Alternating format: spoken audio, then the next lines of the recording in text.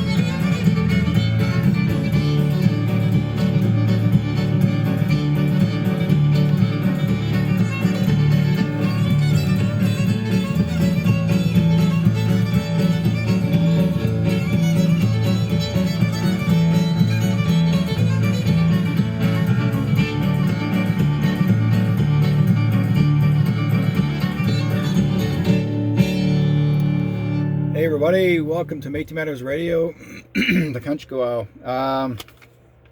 It's been a crazy summer, or actually this past week, very, very hot. Temperatures are really, really hot. And I've been having one heck of a time trying to get on the internet this whole day. For some reason, my computer is being cantankerous and I keep on being dropped in my computer on the internet, and so every time I drop, then I turn to something else. But the problem is YouTube, or say let's get this going here correctly. Say this correctly. I said something that is not slanderous, but it's how do you say this? I was speaking up for the children, the Indigenous children from from the residential schools that have been missing for many, many years. So I spoke up, and I guess my words were a little bit sharp, and not in a swearing way, but a little bit sharp, where I guess Facebook got fed up with me, and or just decided to, like I said, those words. They actually have new standards that they have carried on from Canada, which is controlled by, our Prime Minister Trudeau. And so he decided to, I guess would say, you have no rights to speak up for your own country, or, to basically face off with your politician. So basically, you're losing your right of speech. Now, mind you, what I understood many years ago, back in the 1867, or even earlier, that our Constitution of speech was never even allowed to be spoken at the time. There was that new rule or law or whatever was never, ever actually accepted or never was passed. So there is a Canadian Charter of Rights and Freedoms that we can have the right to speak up for or stand up for ourselves as Canadian citizens. But apparently we never had a verbal freedom to say what we want to say. Now, what I understood, this is getting to be kind of crazy. You know, like basically we're trying our darndest to,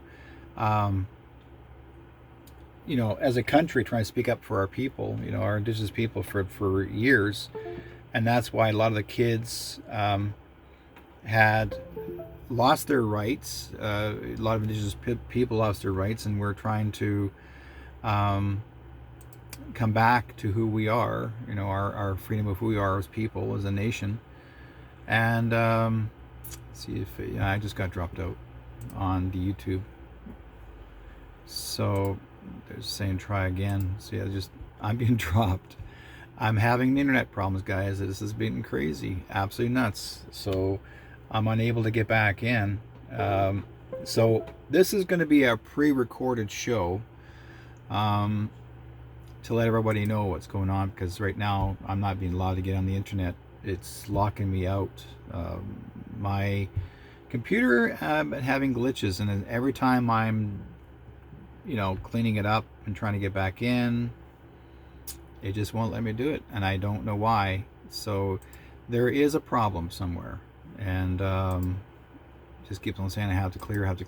But anyways, I put the word out, and with everyone in Facebook, that I was actually removed from Facebook, speaking up for myself as well as the Indigenous children. I may sound like I'm, you know, being, I guess, say, stupid or foolish, but I just said enough is enough. And I spoke out, and Facebook decided to remove me off my page. So I've been blocked out of my page for 60 days. And they call it their new standards. New standards. So that means that I have no say whatsoever speaking up for what's right. You want to talk about kittens, kitty cats, and doggies, and the heat, that's fine. But anything to do with Indigenous people now, I've been noticing there's more from my friends actually let me know. They're saying they got booted out. They got kicked out of Facebook for 30 days. So it's going on everywhere. So it's come to the point that, you know, I don't know what's going to happen to Facebook if anyone ever decides to go after them to maybe sue them, or they're saying, look, you have no say in the matter here. You should never do that to us. But they're telling us that what they want us to be allowed to say. So my feelings, and I will be honest with you, I think this Facebook has become very racially controlled. This is not just about, you know, a Facebook company. This has become racially controlled.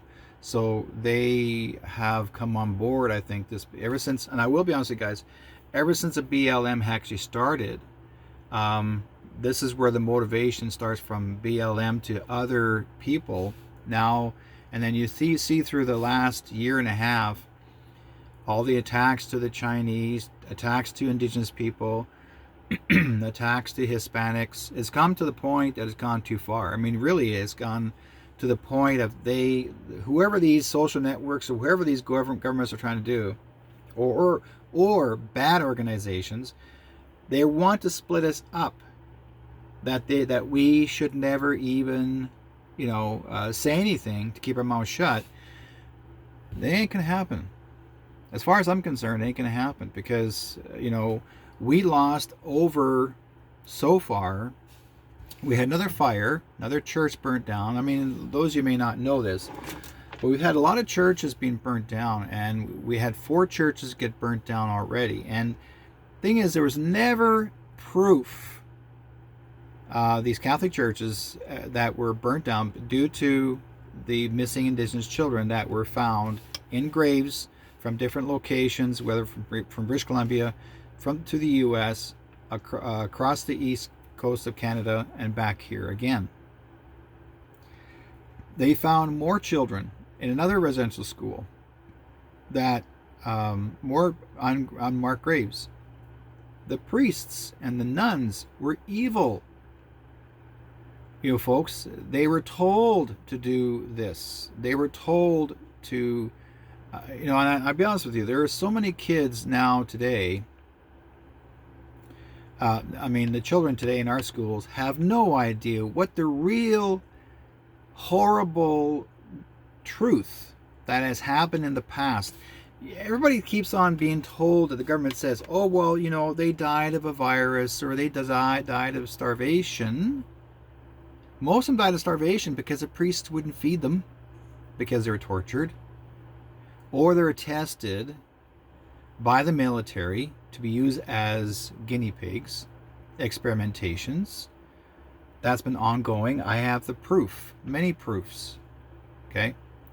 But this is where your government, Canadian government, Justin Trudeau, does not want you to go any further with this. He wants to gag you. Why do you think the mainstream media, I'm part of the mainstream media, but I'm actually an independent mainstream media. I'm not controlled by anybody else telling me what I have to say, what I can't say. This is the reason why we have cooperative radio. Because we are not telling you to cooperate. We're actually showing you that we're not a corporation. That we are a free thought, free speech radio station. We are a multicultural station. We have many races and ethnics here that shares multitude of music and storytelling, and there is never a racial problem here in this station. Ever. Never will be. We all get along because we all see each other as brothers and sisters, as community. That's what this station is about, community. But for some reason, you're going to have people out there, those radicals, are going to try to separate us and start the trouble and make us believe that we don't know what we're talking about, that we're crazy people, or that we should separate from each other because that's what they figured, that's what their God or some other belief system needs to separate us, or that they want to defund the police because they're talking about police brutality or whatever happened. This has got to stop, folks. Really. You're looking for the wrong people. It's your government officials that tell these officers to do this job. When Premier Jason Kenney wrote a letter regarding the Morinville Catholic Church in Alberta that it burnt down, he blamed First Nations people for bringing the church down. There was no proof. I looked, and many people down in Morinville looked. There was not one proof of an Indigenous person that burned down the church. But there were sightings of 2 white men hanging around the church. Not priests. 2 white men. But nobody paid attention. Now, what are you going to say? Do you think these white men are the ones that burnt the church down? They're looking. It's not the police that are looking. It's the First Nations people trying to find who these people are that did it. Not every First Nations person wants to burn down a church. But I'll tell you one thing, what they're trying to do, and I really strongly feel this is very similar because it made me think. A young boy from Alberta, northern Alberta, left a little message on his Facebook page, and it made me think. BLM, at the very beginning, folks, we believed of a black man, African-American man, that it actually was beaten badly, senseless, whatever, how he was manipulated by the police. And that's where they say they started Black Lives Matter, because of brutality. But through the months, there's not hardly one black person supporting BLM. It's all non-blacks. They're just white people pretending to be black, or wanting to do the BLM thing again. Are we trying to get copycats doing the same thing here, pretend to be us, our Indigenous people, and they're going to start up something to carry on this, not Black Lives Matter, but they're going to call it Indigenous Lives Matter, or whatever you want to call it? You think about it. Do you think these are copycats that are just wanting to make it where we're the bad people? Our people, every First Nations, Métis, Inuit, are the bad people because our children were murdered and found in unmarked graves? And now you want to blame us, even though we're trying to tell the media, hey, this needs to be shared in public, this needs to be shared in the media, and yet, most of it is gagged. Because Trudeau, your Prime Minister, does not, and some people may say, well, he's not my Prime Minister, he's not my Prime Minister. He represents our country, and you let him, and this is why I spoke out, you let him tell you what to do. Does he really care? No, he doesn't. Neither did his father, Pierre Elliott, because his father was the one that started all the crap of racial tension. You go back into his history where his father, Pierre Elliott, was nothing but a disturber. And a lot of the elders that I spoke to, my Cookham, and she told me, and she says, Derrick, you, at the beginning when Justin Trudeau was elected and he won, and I said to her, well, maybe this is going to work out. I got a young Prime Minister, maybe this is going to work. And she said to me, these are her own words, and she said, if one parent didn't get along with the First Nations and started a racial war and trouble, guaranteed the son will carry its gene. And she was right, because he doesn't care about us. He never did. He never has. I remember watching videos of him wanting to help people to, like, he shows up on a reserve. He has two bottles of water, plastic, large bottle, plastic. He's walking up to the door, and I'm going to give you all this water. I'm going to help you put new water on your land. It never happened, folks. That water never showed up. There was never new pumps put in. There was no new water lines. Their water was never changed. Nothing was ever fixed.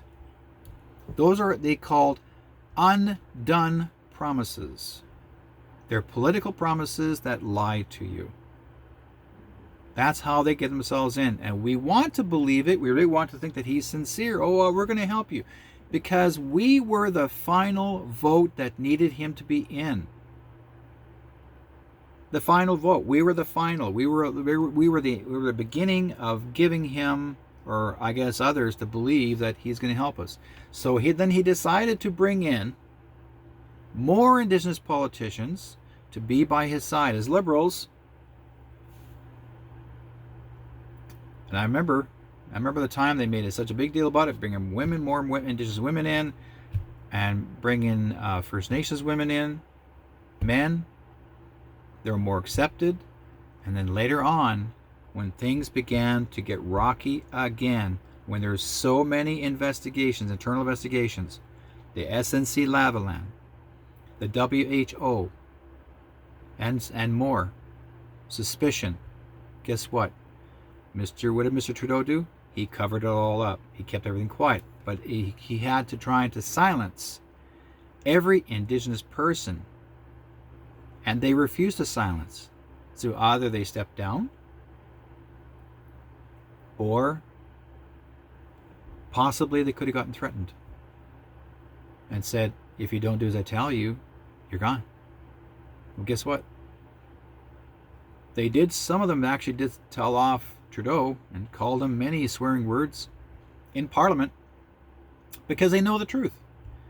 They knew what kind of guy he was like. They already knew that he was a jerk. They know he didn't care, but they tried. Right? They tried. They did their best. But the thing is, they try to stand up to his crap. Like he promised he was going to do this. He was promising to do that. He never fulfilled his promises. When it came about the truth and reconciliation, and it became about the missing Indigenous women and children and girls, only came this far, and that's it. Then he shelved everything.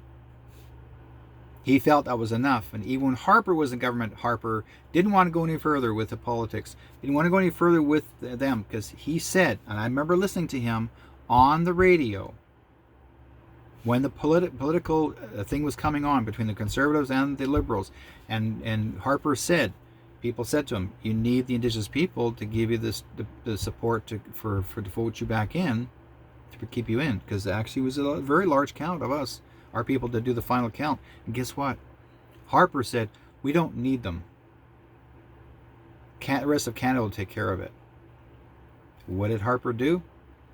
Through friends of mine that actually worked as pages, told me and shared the story with me, said that these Indigenous files were filed to be burned before he left, which was the Truth and Reconciliation file, which was the Missing Indigenous Women and Children file, and many others, anything to do with Indigenous, was to be ordered to be burned by Harper. Prime Minister Harper actually ordered these to be burned, so then they would not be traced any further. But for some reason, someone forgot to burn them. They laid them on top of the filing cabinet when everybody left, until the next new Prime Minister came in, which was Trudeau. He come in, and whoever his new people that were part of his group took the files and didn't even know these were for the burning file. They're just sitting on top of the file. So they took those files and put them right back into where they were. And they stuck around a little longer. So there is hope that this is all going to come to fruition. There is hope. And it is time that the truth be told. I am so happy that they decided to bring down the ground penetrating radar for every residential school grounds. I'm not going to say the school itself, the grounds, because sometimes the schools were still there, or the grounds still in existence that are not occupied or built on. Now, some people said they built on some of the areas. Well, we shall see, right? But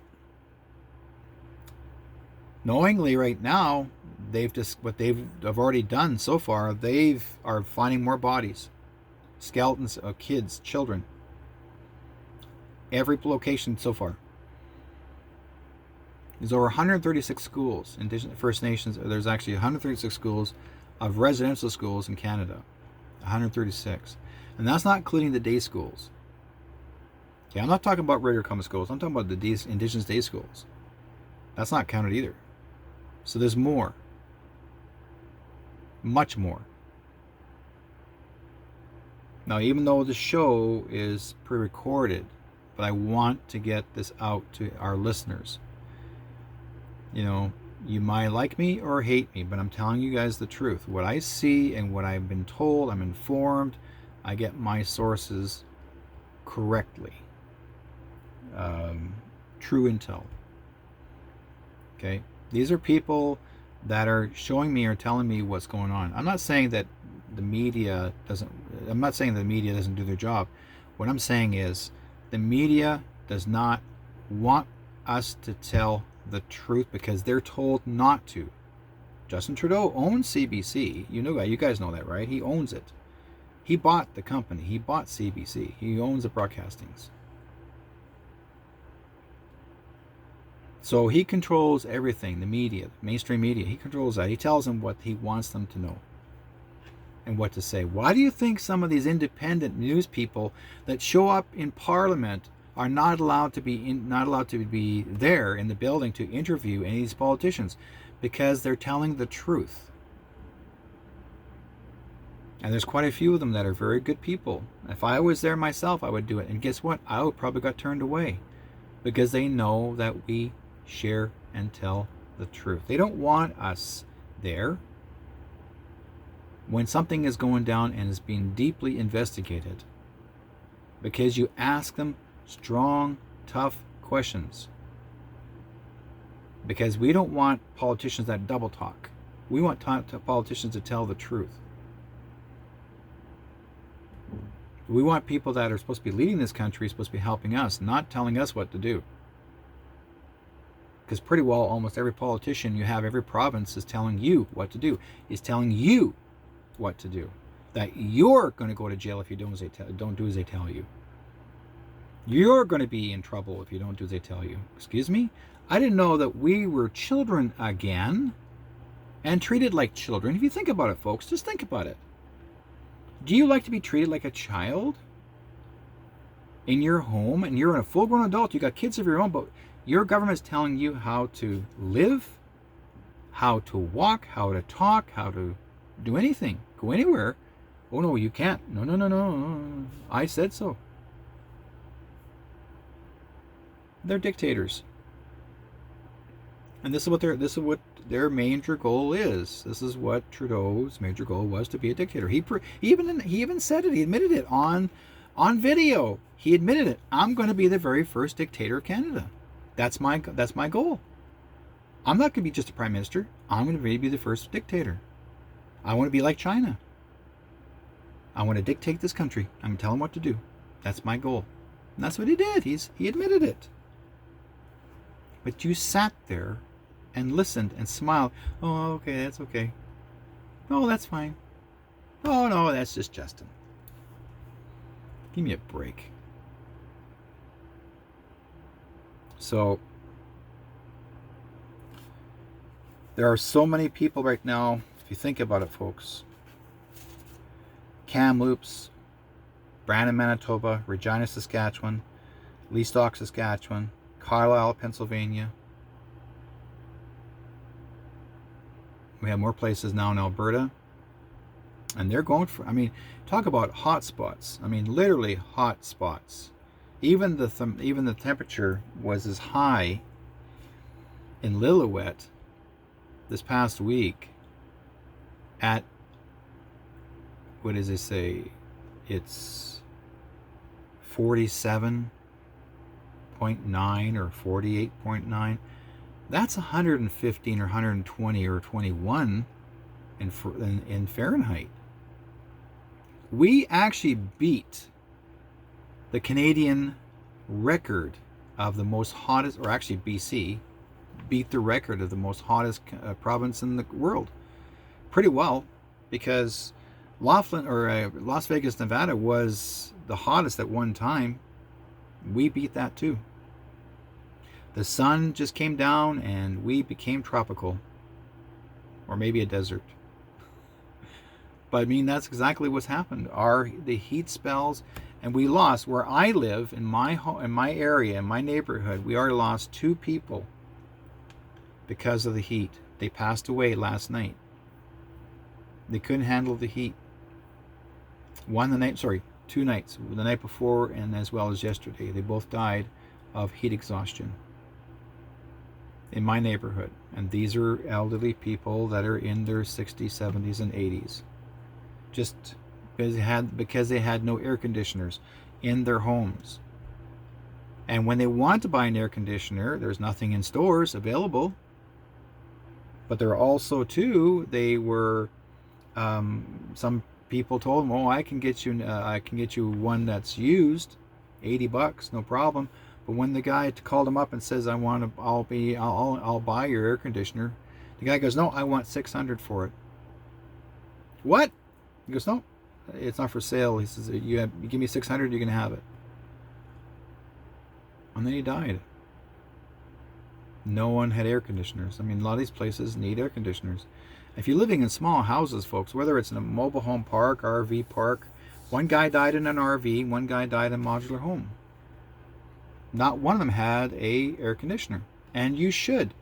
No matter what, folks, you got to have an air conditioner in every little tiny room. Even if you were able to, some people actually are tenting outside in the summertime. You got to get an air conditioner, or at least get close to water somewhere so you can actually get your wrists and your ankles cooled, because those are your thermometers. Those are how you survive.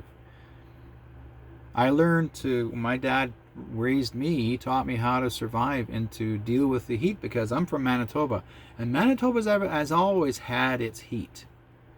And one year back in the early 80s, my cousin, late 78, 79, my cousin was getting married in Winnipeg, and I drove with my family all the way down to go see my cousin get married.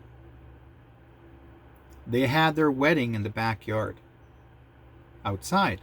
These men were wearing three-piece suits.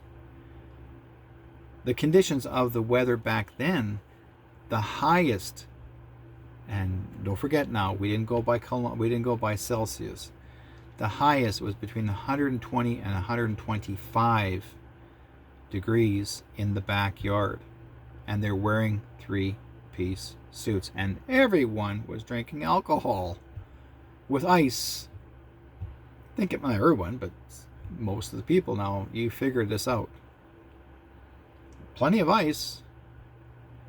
I'm not sure what was worse, drinking and swaying, or if you got a heat stroke. We don't know, but that's exactly what people were dealing with. When you get warmed up in a cold weather, some people will take a shot of whatever, whiskey, you name it, to get warmed inside, but you don't drink that in the summertime. That's way too much heat internally as well as externally. So like I said, this is basically something that needs to be looked at. But the fact is, there's so many things that's happening out there. And Morinville, Alberta found more bodies. There's well over in 200 and some odd, maybe more, because they're still digging them up yet. They're still looking for more. So that's just the beginning of the count. So it's getting, and I told everyone, I said, the way I understand it, they're supposed to be, through our records, what we've seen, what we read, there's supposed to be at least around about 70,000 Indigenous children still missing. 70,000, not 7,000, 70,000. That's almost 100,000 kids. Why? And there's probably more than just 70,000, maybe more, but they're not on the records. And there's so many stories from friends of mine and friends of friends who tell their story of what they witnessed of watching these priests stuffing dead children in the furnace in the basement of the church. Not one, but three at the same time. Just throw one in, next one, and next one. So those aren't the unmarked graves. Those are the hidden graves. Those are the ones you'll never know that they existed, because the priests had to hide them very quickly. They weren't dying of disease. There was no disease. They were hiding because they must have murdered them or starved them to death. They didn't die. Not every child died of a disease, because that's the word of the priest. The priest, they died of disease. Oh yeah, it was a virus, a disease. Yeah, well, they were diseased people. Our people were the most cleanest people ever, because we've always learned how to take care of ourselves. They were never filthy. The worst person, if you think about the history of the priests and the nuns, they were taught never to cleanse themselves. The old British way, they didn't believe in bathing for at least a month. Think about it. The old ways. Or they beat themselves with these whips, cat o' nine tails, take off their clothing and beat themselves on their backs because they think they need to get rid of their sins. And so they reversed all that and start beating the kids too. There have been so many stories, I could tell you, they were horrible stories. But I'm telling you this absolute truth. these folks that are my age now, and there's even people that I know that have wrote letters to their families, and they want to tell their story about what happened to them and whatever happened to them in residential school before they died. They want for everyone to know the truth. And so that's the last of their confessions or the last of their stories, and they keep that history and they pass it on to the family. So say my grandmother or my grandfather went to residential school, or my great-grandfather, great-grandmother went to residential school, and they went through this, the suffering of location, how ugly, mean, and nasty these priests were, what they did to the kids, or what they did to them. It was horrible. It wasn't nice.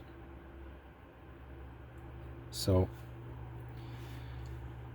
things have to get cleaned up. We need to work on this. So I'm going to throw a song in, folks, and we'll be right back. And you're watching me on Metis Matters Radio and seeing me, listening to me on CFRO 100.5 FM, cooperative radio.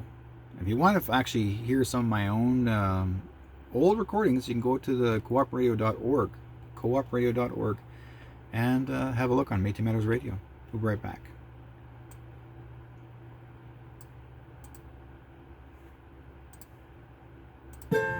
Tune in to Late Night with Savages every Wednesday from 11 to midnight. Join your host, Eileen Jules, and her series of red-blooded radio broadcasters as we enjoy experimental spoken word performances, late-night tea parties, updates from frontline workers, and fresh poetic and musical savagery. Tune in as we decolonize the airwaves every Wednesday from 11 to midnight. Late Night with Savages on Vancouver Co-op Radio. Honey! I really wanted a coffee. Where are you? You've been there forever. Come on. You know what? You think you're the boss. But I'm the boss here. Derrick will be right back after he gets my coffee. If you want to listen to us anywhere you travel, you can go into your Google Play Store and then download the Radio Player Canada app, and you can listen to your favorite radio station, Co-op Radio CFRO 100.5 FM. Radio Vancouver, local and not so local music. A music show that tells you where and when you can see and hear live music. With band dates, live musical guests, and a few surprises too. Radio Vancouver, Wednesdays 3:30 to 5. It doesn't just play music and go home, it's out there, absorbing it. Experience Vancouver on Facebook at facebook.com/Vancouver. Radio Vancouver, Wednesdays 3:30 to 5 p.m. on Co-op Radio. It's fun! Hi everyone, I'm Derrick Whiteskycloud from Metis Matters Radio. I'm on Wednesday nights at 5 o'clock. Vancouver Cooperative Radio is an innovative non-profit radio station and recording studio with a mission to produce creative and engaging programming for communities whose voices are unrepresented in the mainstream media. We need your financial support to help us achieve this mission. By donating today, you'll help us to continue providing access to training and equipment for over 300 volunteers who produce over 140 hours of original programming in over 10 languages. We strive to provide programming that does not discriminate against people on the grounds of sex, race, age, class, ability, orientation, or anything else. Since 1975, we have celebrated the rich cultural diversity of the Greater Vancouver area through our arts, our music, and spoken word programming. Donate today by visiting coopradio.org or calling 604-684-8494. The views expressed and opinions given by the individual hosts and their guests do not necessarily reflect those of the CFRO 100.5 FM, your cooperative radio network, its affiliates, and or sponsors.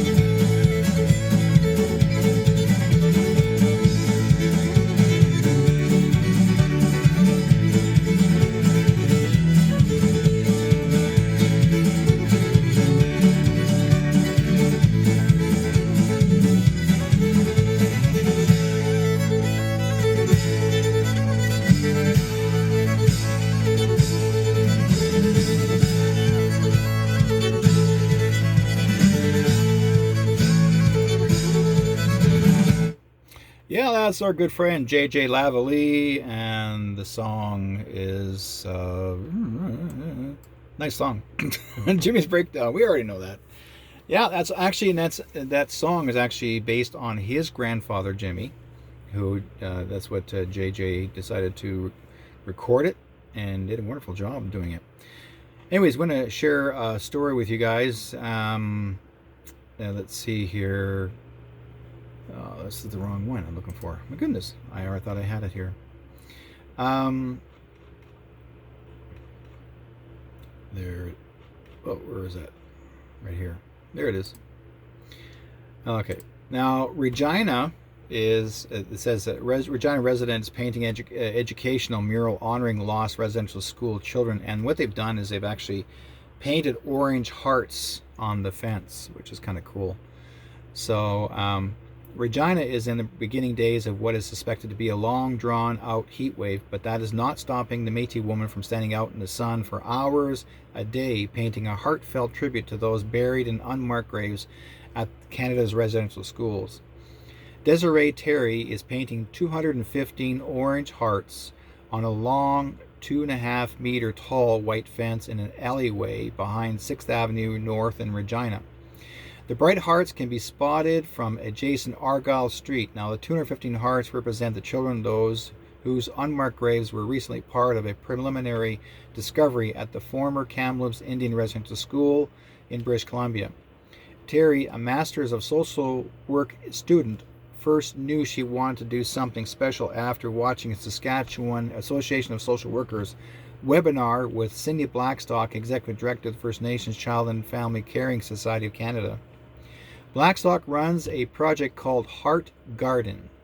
Heart gardens can take many different forms and are being created by residents across the country in memory of children lost to the residential school system and to honor residential school survivors and their families. I had been thinking about what kind of project I could do to pay tribute to the stolen children, she says, and I wasn't sure until my partner and I drove my parents' big, huge fence and if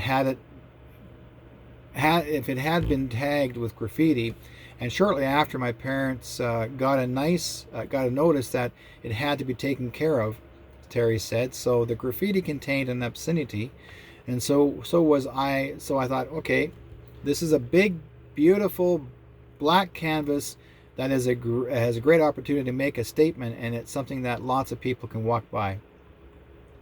Terry says the orange color of the hearts alludes to Orange Shirt Day, so named because of the residential school survivor Phyllis Webstad, a northern Simk from the Stemekgakstem First Nation in British Columbia, and she had wanted to be able to wear her favorite orange shirt to residential school, but it was taken away.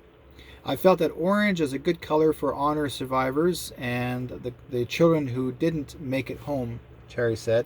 The decision to paint 215 orange shirts was made before the preliminary discovery of 751 unmarked graves for Indigenous children and adults who died at the former Maryville Indian Residential School in Cowessess First Nation, Saskatchewan. The discovery was announced Thursday. This was last week. I still want to honor all the children and who haven't made it home and all of the survivors that are still dealing with fallout of the residential schools. Just because the graves are found discovered doesn't mean it's over. While the basic heart shapes have been painted, Terry is by no means close to finishing. To honor all those lost, she will be filling the hearts with numbers of unmarked graves found at the different sites across the country, imagery that is significant to First Nations, Métis, and Cree words, and information about the treaty lands of Saskatchewan. I would love to have other Indigenous artists collaborate if they want to on getting some of these hearts filled in. Terry said that the news of unmarked graves had been hard on her. There's been so many people who have been talking about this for a long time, so parts of me is just, I feel relieved, and I also feel angry that it's taken so long for people to just listen to what's been said for a long time, Terry said. But I just really hope that something like this can do those people justice, honoring them and honoring the people that are still here, and also educating the people that don't know. It's never too late to learn, and there's so much information out there that people can take the time to learn. And this actually editorial was written by Laura Scarapelletti, CBC Saskatchewan. Okay, now there's also another one that I want to share, and that is in the central part here. Let's see where it is. Oh, no, I'll let that be and let that part go. That one.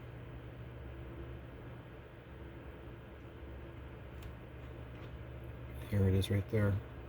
A church north of Edmonton was burnt down, and Morinville, that I mentioned earlier, Morinville St. John Baptiste Catholic Church, Wednesday in the AM with St. Albert Morinville Fire Department on scene. There are people that are making a lot of major comments in the room, and a lot of them are saying, let it burn. Others are saying that's not right. They should make the churches accountable. So, I mean, again, there are so many different types of people that are making comments, but not everyone is derogatory, saying we hate the churches for what they've done. But again, I tell people this, it's not the fault of a church. It's the fault of the people who represent the church. That's who I would blame, right? But I think some people believe if they burn the church down, we'll take that pain away. Not entirely. It's still a reminder that it still exists. So there are so many people out there that are First Nations that they're saying, you know, now that they got the point, and again, like I said earlier, it's not everyone who's First Nations that is burning down churches. Some people that are non-Indigenous believe that if they're going to help out or participate, they figure that they can do us a favor by burning down churches, and that's not really entirely true. Now, a friend of mine in my Facebook shared this. Here's the numbers that you'll see: 215 in Kamloops, that's the first one that began. 104 in Brandon, Manitoba. 38 Regina, Saskatchewan. 751 in Kiowa, Saskatchewan. 35 are found in Leastock, Saskatchewan. 180 are found in Carlisle, Pennsylvania. 182 in Canucks, BC. And documented before 2021 discoveries. Now, so far, it's added up to 7,505 children. And so what they wrote here is 15,010 parents affected by loss, 30,020 grandparents affected by loss, and countless siblings affected by loss. So again, it's something that they decided to share that with the public to let them know what really went down. Now,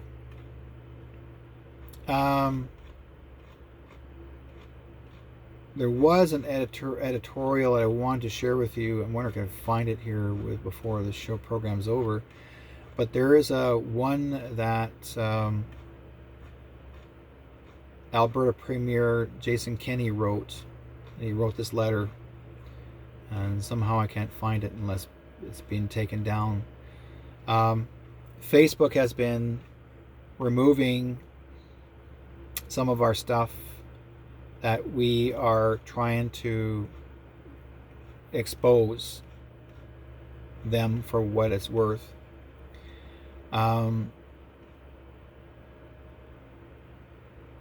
Yeah. Oh yeah. Brandy Woodhouse. This is interesting.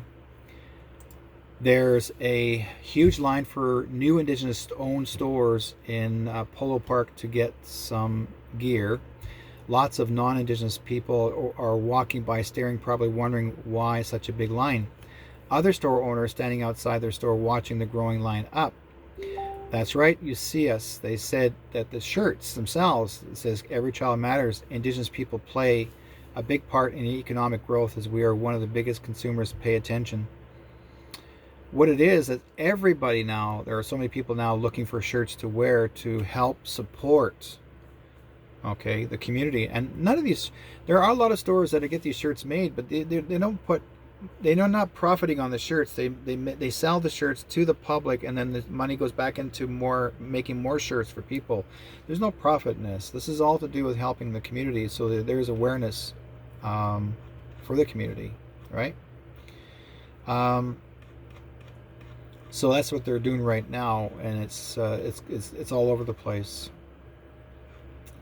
Let's see here, one more before we call it a night, or should be one more left. I don't see it. Maybe I'll bring it up next week on it when I find it. So anyways, it's wonderful to have you guys on the program and listening to and seeing me here in the recorded program. But I'm looking forward to seeing you guys next week for sure, because I'll have my YouTube already set up. I thought I had it set up, but for some reason my computer kept shutting itself off, and they're going like, oh man, I hope it's not getting hot because of being outside. So anyways, I thank you guys for being part of this program, and I'll see you guys next week. And I think this is a good song, something for the kids to honor the children that have passed away. I think this might be appropriate. Some people may not be, but I've always loved it. But should I or shouldn't I? Let's see. Should I or shouldn't I? There's a better one in here. Wait. Oh, there's two of them here. Hang on.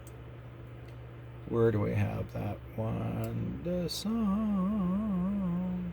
Yeah.